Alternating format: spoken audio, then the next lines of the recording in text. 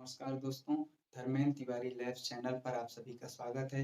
यदि आप लोगों ने चैनल को सब्सक्राइब नहीं किया है तो चैनल को ज़रूर सब्सक्राइब करें और बेल आइकन को दबाएं, जिससे आपको हर नए क्लास का वीडियो का नोटिफिकेशन प्राप्त होता रहे। इसके पहले के क्लास में हमने आपसे पॉलिटी में संविधान क्या होता है, संविधान के रूप कितने होते हैं और लोकतंत्र लोकतंत्र के प्रकार तथा गणतंत्र और गणतंत्र के प्रकार के बारे में हम आपसे विशेष रूप से वर्णन किए थे। आज हम आपसे राजतंत्र के बारे में वर्णन करेंगे। पॉलिटी में एक विषय है आपका राजतंत्र, जिसे हम मोनार्की बोलते हैं, तो उसके बारे में हम विशेष रूप से वर्णन करेंगे और इसी में ओलिगार्की क्या होता है और डिक्टेटरशिप अर्थात ऑटोक्रेसी क्या होती है, इन सब का हम आज वर्णन करेंगे। तो आइए बिना देर किए हुए स्टार्ट करते हैं। वीडियो को स्किप नहीं कीजिएगा, जिससे आपको अच्छे से समझ में आए। तो राजतंत्र जो है ये मोनार्की मोनार्की से बना है। Monarchy is a Greek word which is made up of two words. First is monas and second is archein, where monas means one and archein means rule, अर्थात वेयर वन पर्सन्स रूल, अर्थात जहां पर एक व्यक्ति का शासन हो उसे ही हम क्या बोलेंगे, मोनार्की।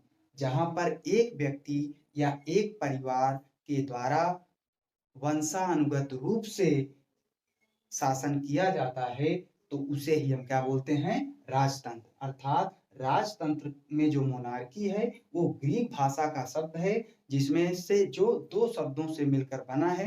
पहला आपका क्या है, मोनास, और मोनास का मतलब होता है वन अर्थात एक, और आर्कियन का मतलब होता है, आर्कियन का मतलब रूल या शासन। तो जहां पर एक व्यक्ति या एक परिवार के द्वारा वंशानुगत रूप से शासन किया जाता है वहां पर क्या होता है, राजतंत्र होता है। वंशानुगत का मतलब होता है कि उत्तराधिकारी, जैसे कोई राजा है तो उस राजा के निधन के बाद उसका पुत्र ही राजा बनेगा, यही क्या हो गया, वंशानुगत। वंशानुगत का मतलब पीढ़ी दर पीढ़ी उसी परिवार के लोग उस राज्य पर क्या करेंगे, शासन करेंगे, उसे ही हम क्या बोलेंगे, राजतंत्र बोलेंगे। तो राजतंत्र जो है क्या है, किसे बोलेंगे, राजतंत्र। एक व्यक्ति या एक परिवार के द्वारा वंशानुगत रूप से किया जाने वाला शासन क्या कहलाएगा, राजतंत्र कहलाएगा। अर्थात शासन के चयन में, राजतंत्र में शासन के चयन में जनता की किसी प्रकार की भूमिका नहीं होती है। वहां पर परिवार ही निर्णय कर लेता है कि अगला राजा कौन होगा। अर्थात राजतंत्र में परिवार का सबसे बड़ा पुत्र ही राजा होता है। ऐसा जो है हमारे जो इतिहास है उनसे हमें साक्ष्य प्राप्त होता है। तो इस तरीके से हमने आपको राजतंत्र के बारे में बताया। और राजतंत्र के प्रकार, टाइप्स ऑफ मोनार्की, तो there are two types of monarchy. First is absolute monarchy and second is constitutional monarchy. Absolute का मतलब पूर्ण राजतंत्र, अर्थात जहां पर पूरी तरीके से राजा ही होता हो, वहां पर किसी भी संवैधानिक प्रधान कोई ना होता हो, अर्थात संविधान का वहां पर अस्तित्व ना हो या संविधान को पूरी तरीके से वहां पर मान्यता ना दी गई हो, उसे हम पूर्ण राजतंत्र बोलते हैं। तो सऊदी अरब एक ऐसा राष्ट्र है जहां पर राजा होते हैं, अर्थात पूर्ण राजतंत्र है। वहां किसी भी प्रकार के जो है प्रधानमंत्री या राष्ट्रपति आपको देखने को नहीं मिलेंगे। जबकि अगर हम यहाँ पर संवैधानिक राजतंत्र की बात करें, कॉन्स्टिट्यूशनल मोनार्की की बात करें, तो संवैधानिक मोनार्की में क्या होता है, संवैधानिक प्रधान भी होता है और राजा भी होता है, इसलिए उसे क्या बोलेंगे, संवैधानिक राजतंत्र। इंग्लैंड एक ऐसा राष्ट्र है जहां पर संवैधानिक राजतंत्र है, अर्थात वहां पर आपको प्रधानमंत्री भी देखने को मिलेंगे और राजा भी।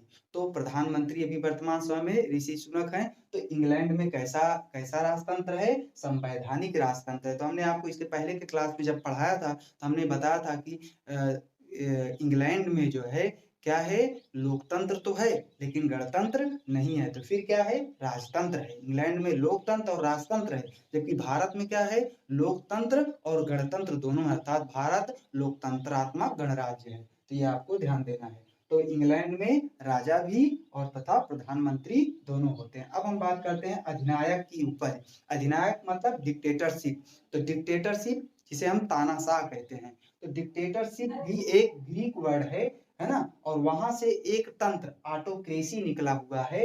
Autocracy, autocracy is a Greek word और ऑटो मीन्स होता है सेल्फ और क्रेस्टी क्रेटिया से मिलकर बना है। तो ऑटो प्लस क्रेटिया, क्रेटिया मीन्स क्या होता है? रूल, अर्थात सेल्फ रूल, अर्थात जहां पर एक ही व्यक्ति स्वयं शासन करता हो, तानाशाह हो, जहां पर एक ही व्यक्ति शासन का सर्वे सर्वा हो, अर्थात तानाशाह होता है, वहां पर एक तंत्र होता है। तो दक्षिण कोरिया एक ऐसा राष्ट्र है जहां पर तानाशाह है, जिसका नाम है किम जोंग उन। आए दिन वो दक्षिण कोरिया, उत्तर कोरिया आए दिन दक्षिण कोरिया को धमकाता रहता है, अमेरिका को धमकाता रहता है, जो भी उसके पड़ोसी देश है, क्योंकि वहां पर एक तरीके से क्या है? तानाशाही है। वहां पर तानाशाही में क्या होता है? कोई भी व्यक्ति उस तानाशाह के खिलाफ किसी भी प्रकार की विरोधी गतिविधियां नहीं कर सकता है। अगर वो करता है तो उसके खिलाफ बहुत कड़ाई से, निर्दयता रूप से उसके साथ व्यवहार किया जाता है। तो ये तानाशाह हो गया।